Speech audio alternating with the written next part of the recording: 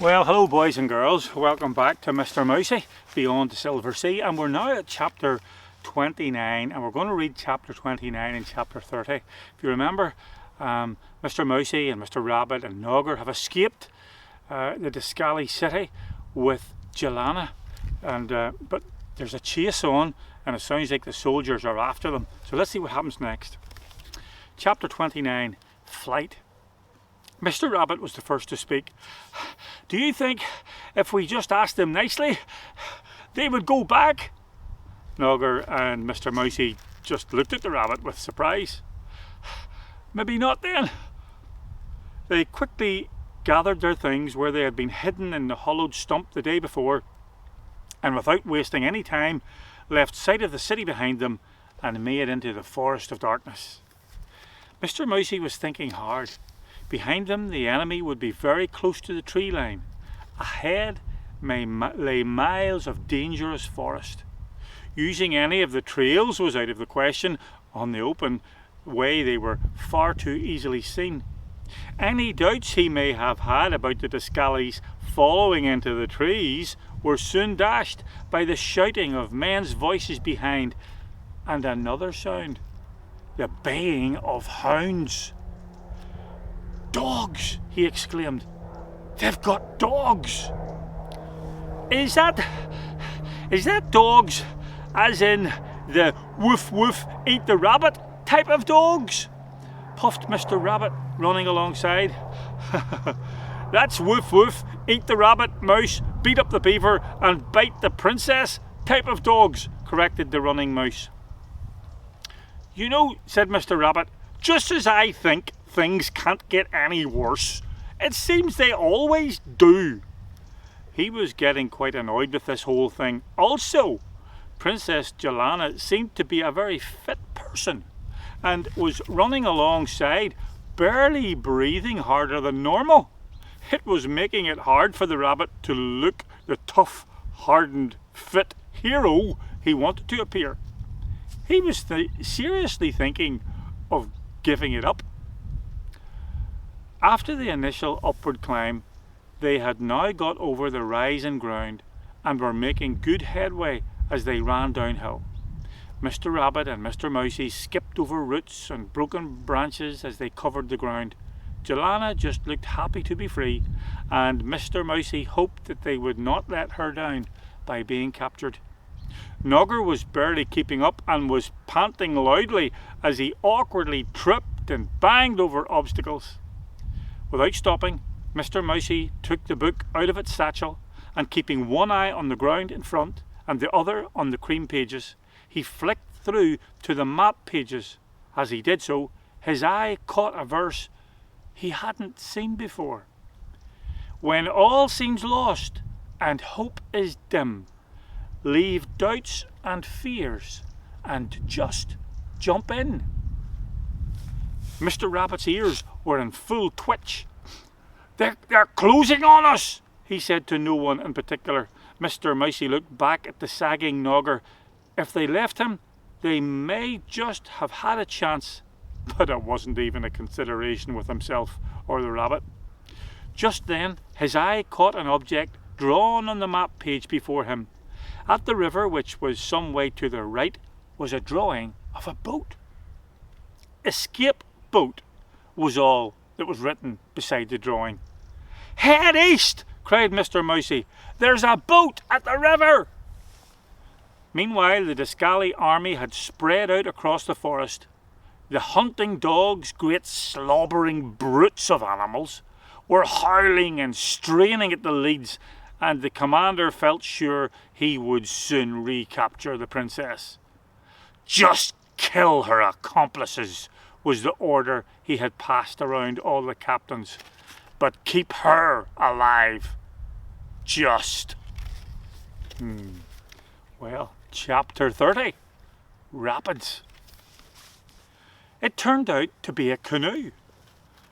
"Call that a boat?" said Mr. Rabbit with his nose twisted in disgust. "I wouldn't play with that in the bath."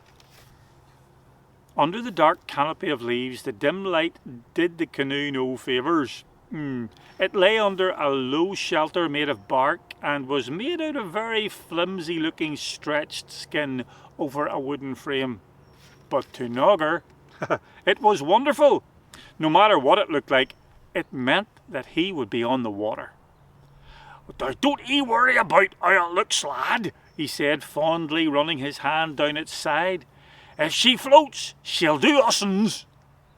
Suddenly, from a ridge through the trees to their left, came a shout, and with a dull thunk, a spear landed well short of them. The shout was answered by other calls, and soon the ridge was covered in soldiers climbing down the steep sides. Leaping forward, and without a moment's hesitation, the rabbit and the mouse pulled the canoe into the water and quickly got the princess seated in the middle. Like stones dumped out of a wheelbarrow, the three animals piled in. Nogger had found 2 paddles under the shelter, and one of these he threw to Mr. Rabbit. "Let's go, lad! Pull her as hard as ye can, and I'll take care of the steering." Nogger was seated at the back, Mr. Mousey at the very front, followed by the rabbit and Joanna. As they pulled away from the bank and tried to gather speed, the soldiers, seeing what was happening, made a frantic dash for the river just ahead, shouting and swearing as they did so. Into the middle, rabbit lad. If we can get her into the current, we'll move all the faster." One of the soldiers was armed with a large bow, and having reached the river bank, he fell down on one knee and feathered an arrow. "Faster!" cried Mr. Mousey. "Faster!" Even as he shouted, an arrow came whistling through the air and with deadly precision embedded itself in the mouse's back. "Mr. Mousey!" cried his friend, and stopped paddling at the same time. With amazement he heard his friend call out, "Don't stop now! Paddle for all you're worth!" By now they had made the centre of the river, and there was a surge forward as the current accelerated them forward. The soldiers attempted to keep up, but gradually they were outpaced and fell back, gasping for breath. A couple more arrows came, but they were too far away now to be a target, and they flopped harmlessly into the water. They paddled hard, with Mr. Mousey taking turns and with Mr. Rabbit. Nogger was happy to be doing something he could do well, and he kept paddling without rest. For many miles they concentrated only on making as much distance as possible, and there was very little chat. The water sparkled here and there where shafts of light penetrated through the trees above, and the swirling river bore them on through the glades. It was a good few hours until they felt safe enough to relax their pace a little and be able to talk. "Why aren't you dead?" asked Mr. Rabbit when they had swapped places again, the rabbit taking the paddle. "I saw you being killed, and it seems to me you should be dead." Mr. Mousey replied by taking off his pack and inspecting the arrow. It was sticking out of the rug where it had struck. "Seems to me I'm glad we kept the carpet," he said. "What is that you have?" It was the voice of Princess Joanna. "That's our magic carpet," answered Mr. Rabbit, still paddling away. "Only, well, it's not actually magic at the minute, and it never was dragon-proof." He grinned at the princess and lowered his voice as he continued. "Did you know I'm a dragon fighter? I throw pointy things at them." Joanna was pointing at Mr. Mousey's satchel. No, sorry. I meant your satchel. Mr. Mouse, sir, please forgive my forwardness, but I saw you look at a book earlier, and I wondered... Oh, I hope you don't think I'm impertinent, but... Mr. Mousey shook his head. "No, not at all. This is the book. In fact," at this he withdrew it from its bag. "In fact, we sort of thought you might have sent it." The princess's eyes opened wide in amazement. Mr. Rabbit thought he liked her even more with amazed eyes. "My father's book? But how? Where?"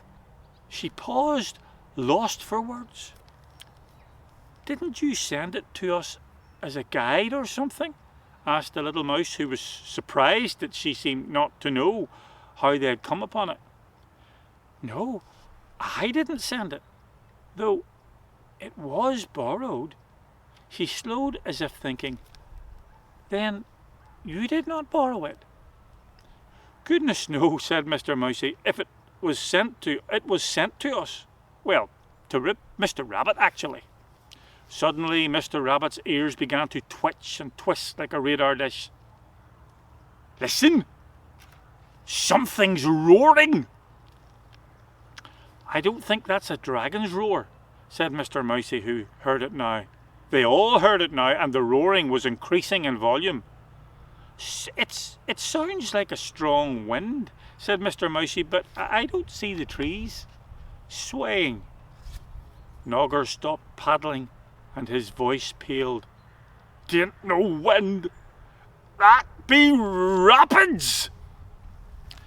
Now, as you probably know, rapids are where a river suddenly descends through a series of drops and the water accelerates over rocks and falls. In a strong, very robust canoe, it can be possible, with a skilled crew and plenty of life jackets and buoyancy aids, to survive the passage. Unfortunately, if there was a more ill-equipped vessel on the planet to cope with just such a hazard, it couldn't have been much worse than the canoe the escapees were in, and Nogger was very aware of that fact. "Back paddle!" cried Nogger. "Back her upstream, lads!" Now, whether or not they would have managed it would be hard to say.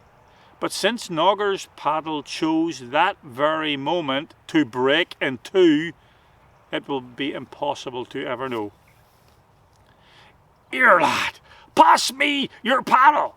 Mr. Rabbit gladly obeyed. Nogger tried first to go back, then to paddle to the bank, but the river was propelling them at too fast a speed, and they were well and truly caught in the current. He looked desperately at the little mouse. "'Tis no good! She'll not be a turning for us!" At that, the river turned, and the full horror of their position became clear. Ahead, a deafening roar erupted out of the river.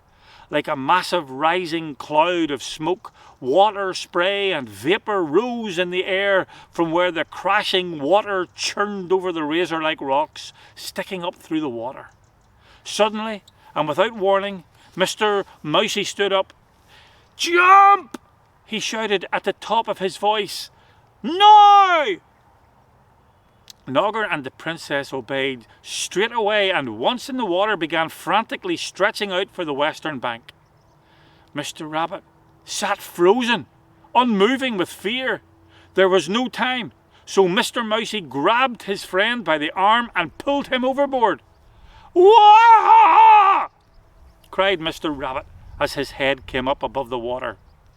"Close your mouth, or you'll drown!" shouted the mouse as he attempted to pull his friend with him whilst trying to learn how to swim at the same time. "I'm drowning!" screamed the rabbit as his head bobbed back up again after being under again. Mr. Mousey couldn't really argue with that, especially since he felt he was likely to drown himself, but it wasn't going to stop him trying not to. Just then a long branch appeared in the water beside them. Instinctively the mouse grabbed and held on with one hand and kept a firm grip of his friend with the other. It began to dawn on him then that they were moving towards the bank and slowly away from the rapids. Looking up through the spray, he caught a brief glimpse of the princess and Nogger at the other end of the branch, pulling for all they were worth. Mr. Rabbit was flailing about and Mr. Mousey had an awful job holding on, but just as he thought he could hold on no more, Nogger's strong arms reached out and pulled the rabbit out of the water. The little mouse followed and was helped up the bank by the beaver. Good old Nogger. "What would we do without you?" gasped Mr. Mousey. "Good old Nogger?" repeated Nogger. "'Tis the princess he should be a-thanking, not old Nogger." Mr. Mousey looked up questioningly. The princess looked a little embarrassed. "Aye, the princess," said Nogger. "'Twas her royal highness as swimmed like a fish and pulled me out with the stick, and then I only helped with the rest." He looked admiringly at the princess. "Thank you, Princess Jelana," said Mr. Mousey. "You saved our lives." The princess merely shook her head. "If you had not spoken when you did," she said, "we would have drowned at the rapids. You are the saviour." Mr. Rabbit was coming to his senses, such as they were, and was spitting out large amounts of water onto the grass. "Would have drowned! Would have!" He sat up on the grass. "I drowned at least 6 times out there. Look at me! Do I look like a duck, Mr. Mousey? Why did you push me out of a perfectly good boat? A wonderful boat." He had his very annoyed voice turned up as high as it would go. Princess Jelana knelt down and took one of the rabbit's wet paws in her soft hand. "Dear Sir Rabbit, I think that had we stayed on our vessel, we would be as smashed and crushed as it undoubtedly is now." Her voice calmed him immediately, and he looked up, reddening slightly. "Oh, I know really, but a good sort of a moan just makes me feel better. It's just that I've been drowned a lot recently." He smiled a toothy smile. "Would you say I look more handsome when I'm wet or not?" The princess laughed. "Indeed, you are all the most unusual answers to prayers, surely enough." None of the animals quite understood her remark, but they all grinned anyway. Well, they've managed to get away from the soldiers for now, but they're still on the chase, so what'll happen next? They've managed not to drown in the river, but I have just a feeling there's more things to happen, so you need to listen in then to chapter 31 next time. So you take care, boys and girls, and thanks for listening, and God bless.